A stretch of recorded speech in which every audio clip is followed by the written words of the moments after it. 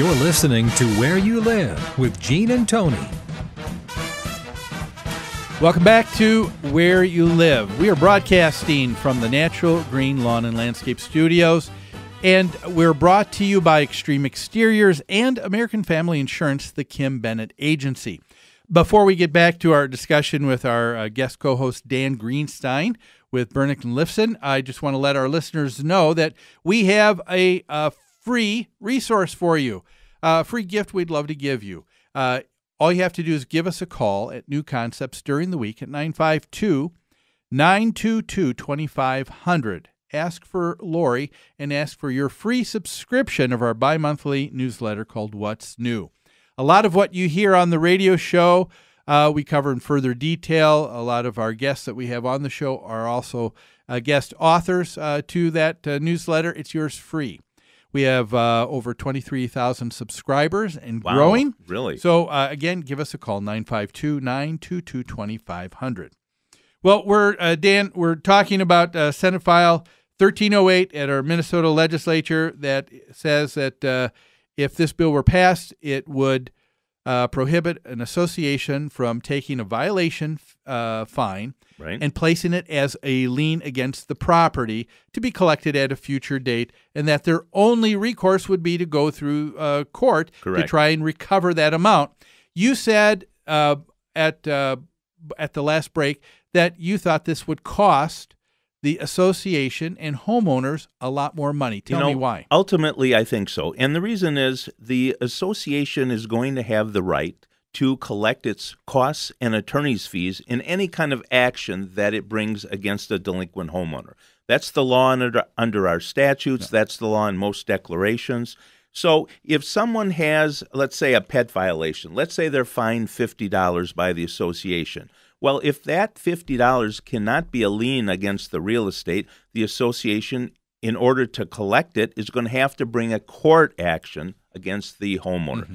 In most cases, they'll go to conciliation court, and the filing fee to get into conciliation court is going to be $75. Yeah. And in some cases, in some counties, in conciliation court, they don't want you to bring an attorney. They don't let you bring an attorney. So if your board needs to be represented in that action, you're not going to be able to go to conciliation court. That would be a huge headache for self-managed associations. That's right. You're going to district court where the filing fee is over $300.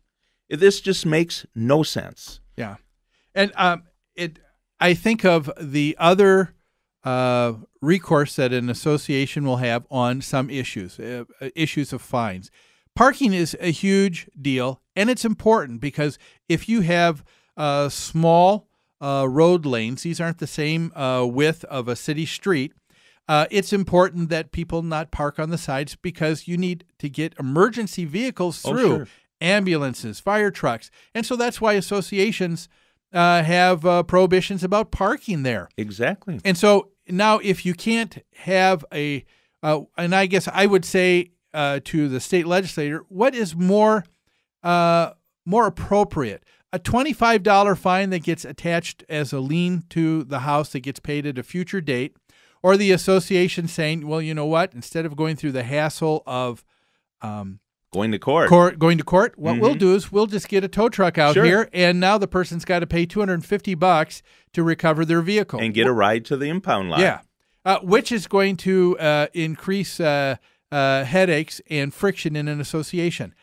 Again, I think there's just, like you said at the beginning of the show, there's a lack of understanding of how homeowner associations work with a number of people at the legislature. And one more time, I want to go legal. You know, when you buy a unit in an association, the declaration of covenants that's recorded against the real estate, that's considered a contract between all of the owners. If that contract says fines can become a lien on the unit, then why on earth do we need this legislature to pass a law saying we can't do that? Yeah. Who needs that? Exactly. So anyway, at this point, a lot of people are maybe asking, where is this bill? Well, fortunately, this, I think, was presented very late here in the session here. I think it was just this last week when it came was introduced in committee, and at this point, there is not a companion bill. And for our listeners too, at the legislature, if a bill is to move forward to be looked at and finally voted on, either up or down by the legislature, there has to be a companion bill in the other body of government. So if the House has a bill, the Senate needs to have one. And here, the Senate initiated one, so a companion bill would have to be in the House. Right now, there is not one, and it looks like the end of this week is the last that the legislature wants to look at any new bills. They want to take a look at what's already on the plate and try and get things done for the session. But it's something to keep an eye out for. It's going to come back, I'm afraid, so we need to keep our eyes open.